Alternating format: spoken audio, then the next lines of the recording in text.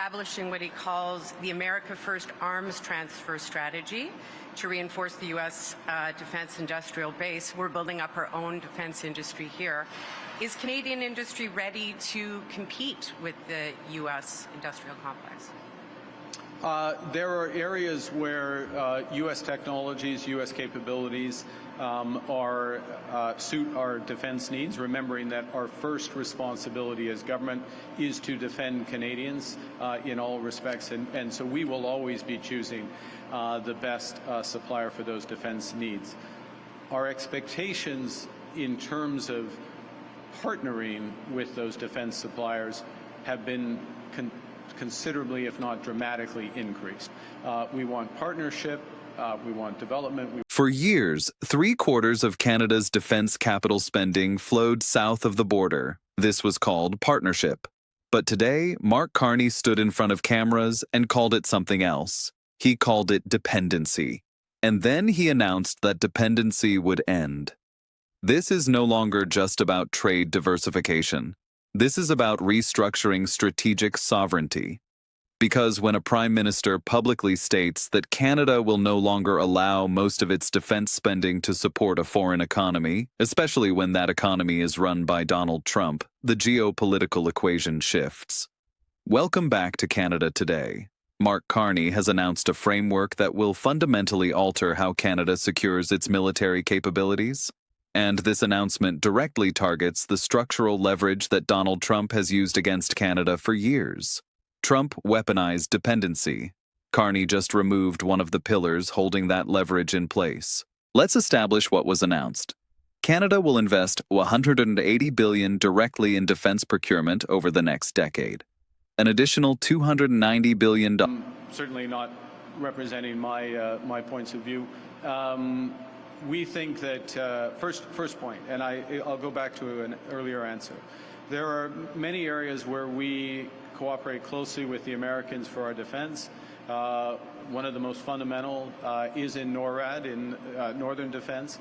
The evolution of NORAD and Northern Defense in a world of hypersonic missiles, in a world where you have literally seconds to react, a world where attacks from space is not science fiction, but a potential near-term reality, certainly one we need to develop defenses against. Dollars will go toward defense and security infrastructure. Defense expenditures will double by the end of this decade. That represents an additional $80 billion over the next 5 years. These are not symbolic commitments. These are structural investments designed to change the foundation of how Canada defends itself. But the most important number was not about total spending. It was about where that spending goes. Currently, roughly... Well, the first thing to say is we're not alone in this idea. It's one of the first conversations I had with the Prime Ministers of Australia and New Zealand. We like-minded countries who see the merits in developing this.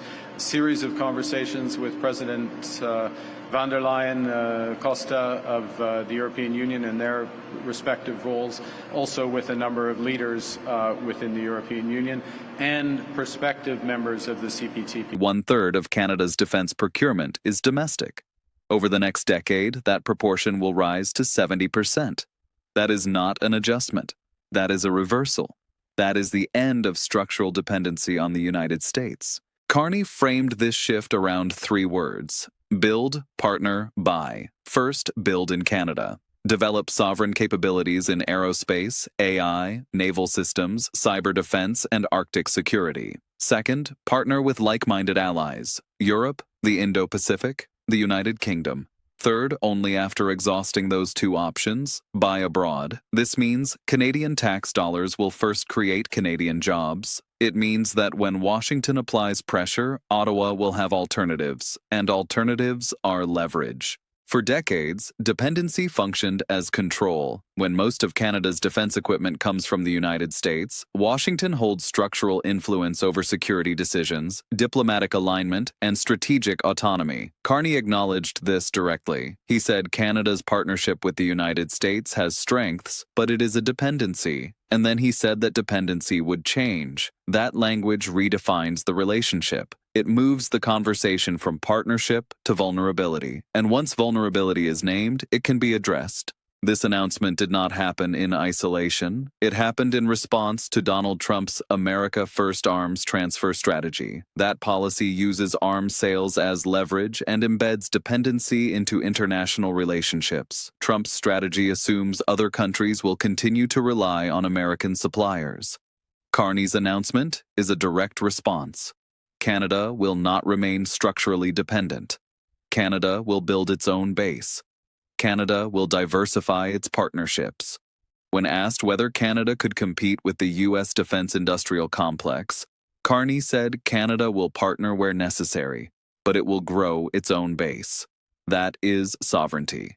That is the opposite of dependency. The numbers reinforce the scale. Domestic procurement moving from 1/3 to 70% over a decade represents a massive reallocation. It means Canadian defense contractors will see unprecedented growth. It means supply chains will be built inside Canada rather than imported from the United States, and it means that when Trump applies economic pressure, Canada's security will not be held hostage. Carney also highlighted the SAFE agreement with the European Union, creating a $150 billion opportunity where Canada is treated as a local supplier within European defense supply chains. Over the past 6 months, Canada has signed more than a dozen defense partnerships across 4 continents. Those partnerships create alternatives, and alternatives reduce dependency. Now consider the timing. Trump has spent years using tariffs to extract concessions from Canada. He assumed Canada had no choice but to comply. But Carney has systematically built options. First, trade diversification. Now, defense procurement restructuring. Each move reduces American leverage. Each move signals that Ottawa will not be intimidated, and when leverage disappears, pressure becomes ineffective. Trump built his approach on dependency. Carney is dismantling it. Republican voices in Washington have already shown discomfort with Trump's approach to Canada. Michigan lawmakers defended the Gordie Howe Bridge despite Trump's threats. And now, as Canada announces a defense overhaul that reduces American market share, the question inside Washington becomes unavoidable. Did Trump's pressure campaign backfire? Because the data suggests that is exactly what happened. Canada is not complying. Canada is adapting. Carney's approach has been consistent. He does not escalate. He does not react emotionally. Instead, he builds structural resilience. He signs agreements. He invests in capacity. He diversifies partnerships. That discipline creates a contrast. Trump appears reactive. Carney appears strategic. Trump threatens. Carney builds. And when alternatives exist, compliance becomes optional. For Trump, this is uniquely damaging. He built his brand on forcing other countries to accept American terms, but Canada is not accepting American terms. Canada is rewriting them. Trump tried to create dependency. Carney is dismantling it. Trump tried to pressure Ottawa. Ottawa responded by reducing its reliance on Washington. That is strategic reversal. What makes this historic is the framing. Carney could have announced increased defense spending without mentioning dependency. But he chose to be explicit. He said Canada's relationship with the United States includes a dependency. He said that dependency would change. He said domestic procurement would more than double. Each of those statements signals autonomy. Each of them reduces American leverage. The economic implications are also significant. $125 billion in additional downstream economic benefits. Jobs, manufacturing, technology development, all inside Canada. Canada is using its own defense budget to strengthen its own economy rather than subsidizing American contractors. This announcement also addresses a vulnerability Trump has repeatedly exploited.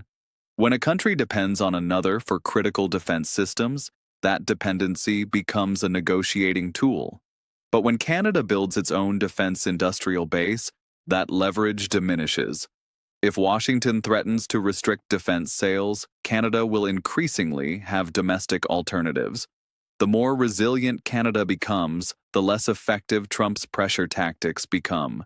This is a 10-year plan. It extends beyond any single administration. It creates institutional momentum. It builds infrastructure that cannot be easily reversed. And it signals to allies and adversaries that Canada is committed to strategic autonomy. When a country announces it will no longer allow most of its defense spending to support a foreign economy, that country is declaring independence, not legally, but structurally. And structure determines power. What Trump attempted with pressure, Carney is undoing with investment. Trump assumed Canada's dependence was permanent. Carney is proving it was conditional. Trump believed his leverage was absolute. Carney is demonstrating it was not. Each of those assumptions has now been proven wrong. The question now is not whether this policy will proceed. The commitments are public, the budgets are allocated, the partnerships are signed. The question is how Washington responds. If Trump escalates, he risks accelerating further diversification. If he backs down, he looks weak. If he ignores it, the damage continues silently. None of those options restore leverage. Carney's closing message was confident. He said this strategy protects Canada's sovereignty in its fullest sense. He said it ensures Canada can act independently in a more dangerous world. He said strategic autonomy does not mean isolation. It means being strong enough to be a partner of choice rather than a dependent. Donald Trump tried to use Canada's dependency as leverage. Mark Carney just announced that dependency would end. Trump tried to pressure Ottawa into compliance. Carney responded by building alternatives. Trump assumed American dominance was permanent. Carney is proving it was conditional. This is not rhetoric. This is structural change, and structural change outlasts political pressure. When a country builds its own defense industrial base, diversifies its partnerships, and reduces reliance on any single supplier, that country becomes harder to coerce. And when coercion becomes ineffective, leverage disappears. This was supposed to be about defense procurement. But it became about sovereignty. It became about independence. It became about whether Canada would remain structurally dependent on a country led by Donald Trump. And today, Carney answered that question. The answer was no. Canada will build more at home. Canada will partner more broadly. Canada will depend less on Washington. And when dependency ends, so does leverage. If you value serious analysis on how power shifts and how strategy reshapes geopolitics, subscribe to Canada Today. We track the decisions that matter and the consequences that follow, because sometimes the story is not the announcement. It is what that announcement makes impossible. And today, Mark Carney made American leverage over Canadian defense increasingly impossible.